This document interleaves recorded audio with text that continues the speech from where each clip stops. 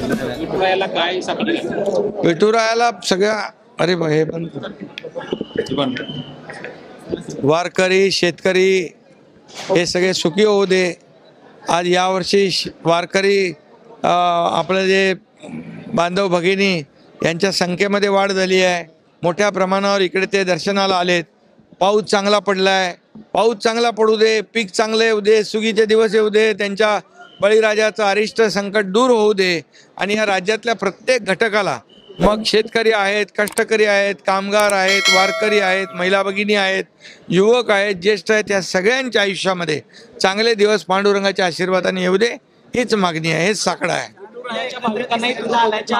विठुरायाच्या भाविकांना देखील तिरुपती बालाजीच्या धर्तीवर इकडे दर्शन मंडप आणि टोकन दर्शन हे देखील आपण घेतोय। त्याला 103 कोटी रुपये शासनाच्या माध्यमातून देण्याचा निर्णय देखील आपण घेतलेला आहे।